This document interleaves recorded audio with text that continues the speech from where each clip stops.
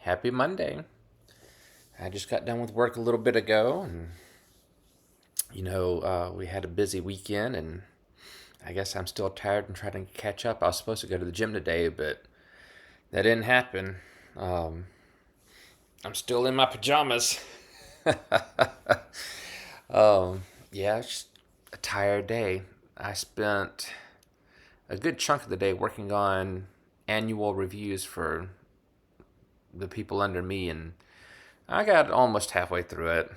I actually, I guess being stupid, I thought it was due tomorrow, uh, October 15th.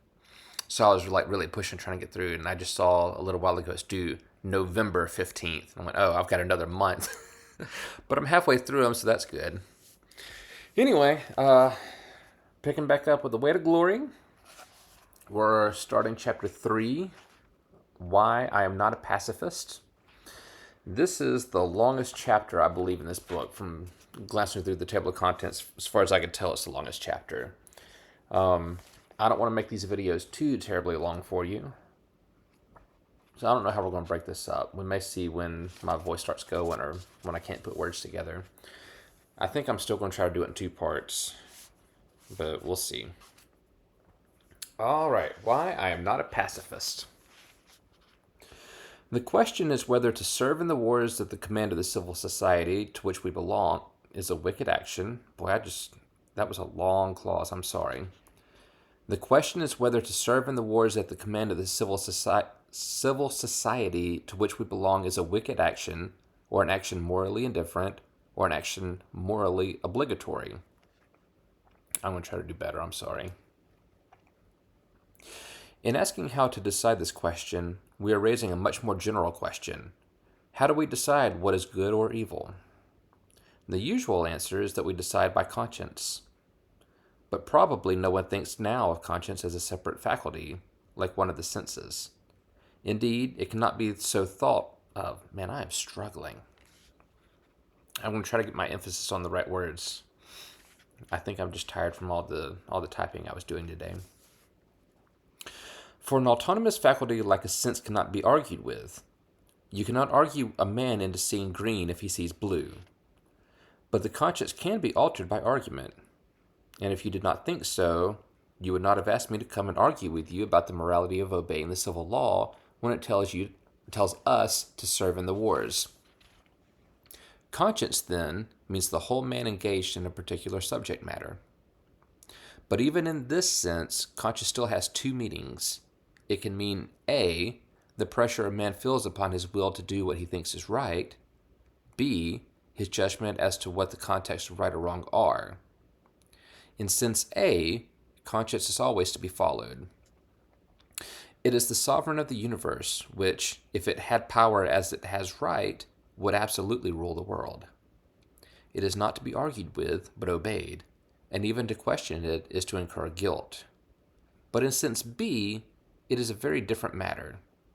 People may be mistaken about wrong and right. Most people in some degree are mistaken. By what means are mistakes in this field to be corrected? Excuse me. The most useful analogy here is that of reason, by which I do not mean some separate faculty, but, once more, the whole man judging, only judging this time not about good and evil, but about truth and falsehood. Now, any concrete train of reasoning involves 3 elements. Firstly, there is the reception of facts to reason about. These facts are received either from our own senses or from the report of other minds. That is, either experience or authority supplies us with our material. But each man's experience is so limited that the second source is the more useful.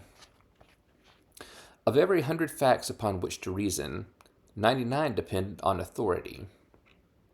Secondly, there is the direct, simple act of the mind perceiving self-evident truth, as when we see that if A and B both equal C, then they equal each other. This act I call intuition. Thirdly, there is an art or skill of arranging the facts so as to yield a series of such intuitions, which linked together produce a proof of the truth or falsehood of the proposition we are considering.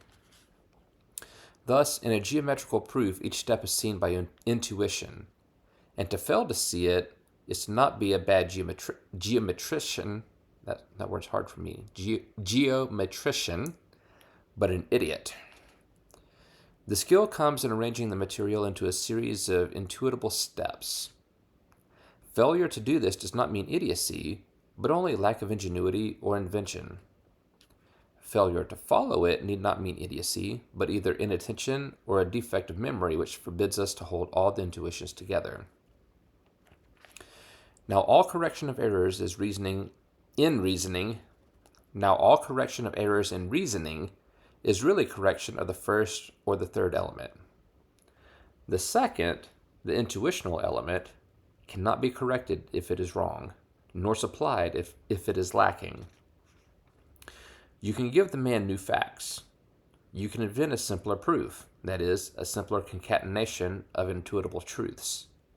But when you come to an absolute inability to see any one of the self-evident steps out of which the proof is built, then you can do nothing.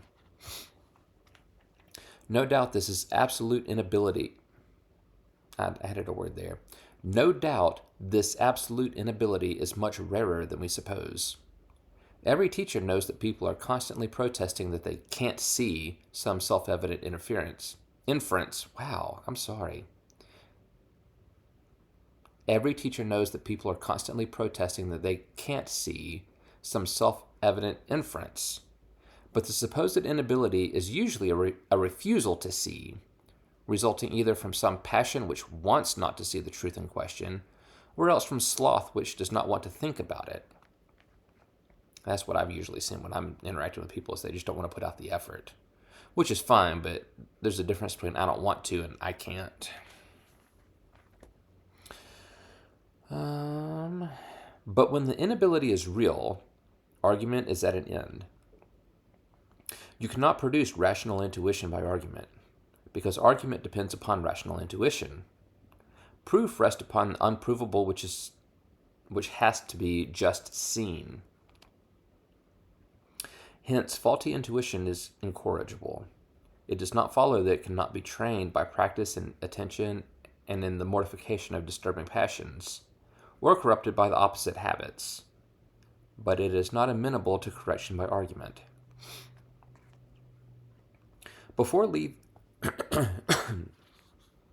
Sorry, I feel like I got something at the very bottom of my throat and I'm talking around it. Before leaving the subject of reason, I must point out that authority not only combines with experience to produce the raw material, the facts, but also has to be frequently used instead of reasoning itself as a method of getting conclusions.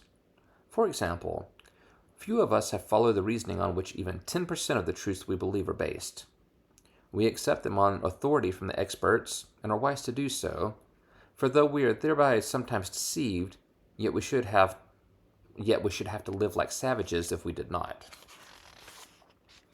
Now all three elements are found also in conscience. The facts, as before, come from experience and authority. I do not mean moral facts, but those facts about action without holding which we could not raise moral questions at all. For we should not even be discussing pacifism if we did not know what war and killing meant, nor chastity if we had not yet learned what schoolmasters used to call the facts of life. Secondly, there are the pure intuitions of utterly simple good and evil as such. Third, there is the process of argument by which you arrange the intuitions so as to convince a man that a particular act is right or wrong. And finally, there is authority as a substitute for argument, telling a man of some wrong or right, which he would not otherwise have discovered, and rightly accepted if the man has good reason to believe the authority wiser and better than himself. The main difference between reason and conscience is an alarming one. It is thus, that while the unarguable intuitions on which all depend are liable to be corrupted by passion when we are considering truth and falsehood, they are much more liable, they are almost certain to be corrupted when we are considering good and evil. For then we are concerned with some action to be here and now. For then we are concerned with some action to be here and now done or left undone by ourselves.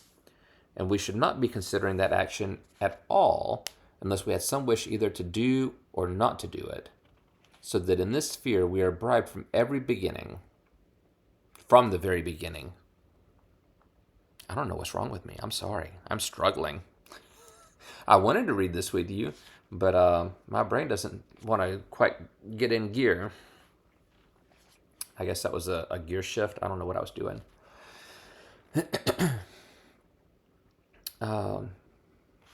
Okay, so that last sentence was, and we should not be considering that action at all unless we had some wish either to do it or not to do it, so that in this sphere we are bribed from the very beginning.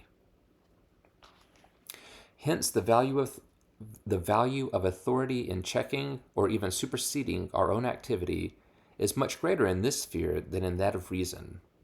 Hence, too, human beings must be trained in obedience to the moral intuitions almost before they have them, and years before they are rational enough to discuss them, or they will be corrupted before the time for discussion arrives. I'll have to think on that part. We have to be trained in obedience before we're old enough to have discussions. To a certain extent, I guess a lot of that, because, if you don't train a child as a toddler and all that, then, a lot of bad habits. But I'm not going to say that's set in stone. It's just a much harder habit to break, I would think. Okay. These basic moral intuitions are the only element in conscience which cannot be argued about. If there can be a difference of opinion which does not reveal one of the parties as a moral idiot, then it is not an intuition. They are the ultimate preferences of the will for love, rather than hatred, and happiness, rather than misery. Boy, I got that sentence wrong. Just the emphasis wrong. I might have to stop soon, because I am butchering this. They are the ultimate preferences of the will for love rather than hatred, and happiness rather than misery. There are people so corrupted as to have lost even these, just as there are people who can't see the simplest proof, but in the main, these can be said to be the voice of humanity as such. That ding was my dad texting. My grandmother's sister passed away this morning. I think she was younger than my grandmother. My grandmother's 86, I think. Her sister was diagnosed 4 years ago with cirrhosis of the liver. And I don't know how many ways there are to get that. I know, when people are heavy drinkers, they'll get that. But usually when I've heard people diagnosed with that, it's like, a year or two and they've passed away. She made it 4 years after diagnosis. So that was a pretty good stretch. So he's telling me about, I've met her a couple times, but I think it was around my senior year of high school, so like 18 years ago, the last time I saw her. So he's telling me a little bit about family history and who's related to who and who I might remember. They're supposed to be setting up arrangements for a service soon, and if my grandmother goes, I'll go to support her, I guess. But if she's not going, I don't know that I will, because I don't know anybody on that side of the family, really. Anywho, where did I get to in here? Oh yeah, talking about people that are so corrupted they've even lost these, so they can't see the simplest proof, but in the main these can be said to be the voice of humanity as such, and they are unarguable. But here the trouble begins. People are constantly claiming this unarguable and unanswerable status for moral judgments, which are not really intuitions at all, but remote consequences or particular applications of them, eminently open to discussion since the consequences may be illogically drawn or the application falsely made. Thus, you may meet a temperance fanatic who claims to have an unanswerable intuition that all strong drink is forbidden. Really, he can have nothing of the sort. The real intuition is that health and harmony are good. Then there's the generalization from facts to the effect that drunkenness produces disease and quarreling, and perhaps also, if the fanatic is Christian, the voice of authority saying, authority there is capitalized, I guess referencing God, the voice of authority saying that the body is the temple of the Holy Ghost. Then there is a conclusion that what can always be abused had better never be used at all, a conclusion eminently suited for discussion. Finally, there is the process whereby early associations, arrogance, and the like turn to remote conclusion in something which the man thinks unarguable because he does not wish to argue about it. That does remind me, so he was saying, then there is a conclusion that what can always be abused had better never be used at all. In his book, Mere Christianity, he, and I'll get this as close as I can, I'll just summarize it. He was talking about desires that we have and how people view desires and which desires are sinful. And he said, no human desire in and of itself is sinful, because any desire you have was actually created by God, and then the devil just twists it. So, whether it's self-preservation, that can get, you have to take care of yourself, but that can get twisted into selfishness. What most people would think of as like a more commonly thought of sin, like sexual desire. It's like, well, God created sexual desire between, sorry, my throat's very dry. But that's something, like husband and wife can enjoy that, and anything can be twisted, but all the desires came from God, and if used correctly, are for God's purposes. That was one of the few things I remember out of that book that struck me as like any desire, any human desire, because we have or at least I had the tendency to think of some desires are good and some are not. And being sinful creatures, naturally sinful, we just have naturally sinful desires. And I just, it gave me a new way to look at that.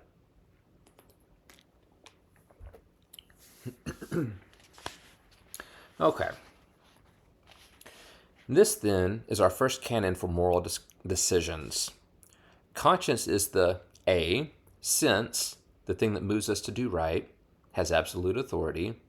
But conscience in the B sense, our judgment as to what is right, is a mixture of inarguable intuitions and highly arguable processes of reasoning or of submission to authority, and nothing is to be treated as an intuition unless it is such that no good man has ever dreamed of doubting. The man who just feels that total abstinence from drink or marriage is obligatory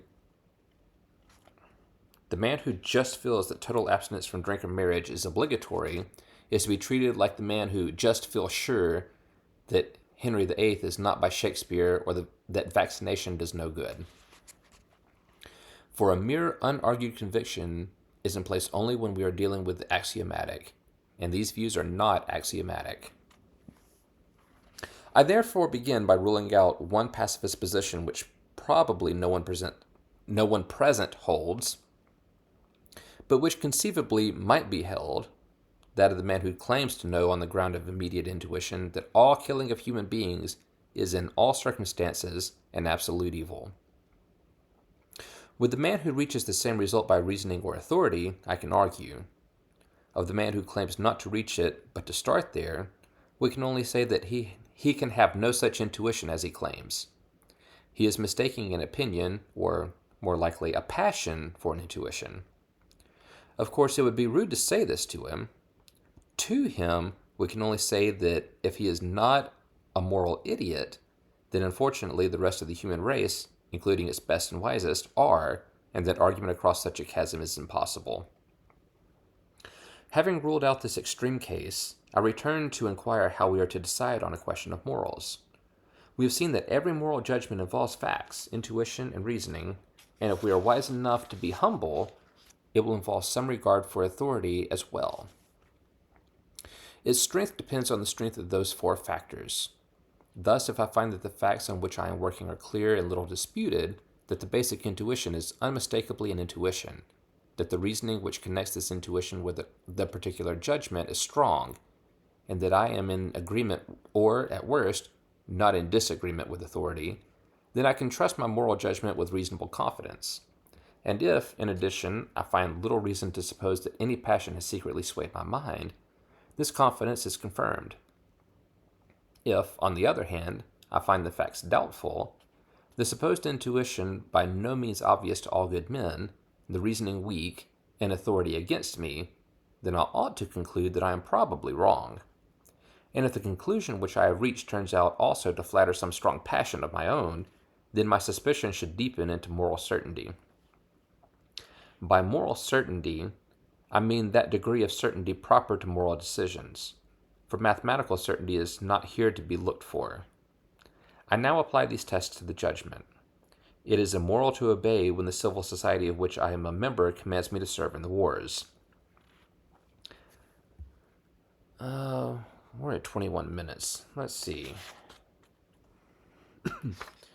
With this being a speech, there's not really going to be good stopping points. We start on page 64. We're on page 72 now.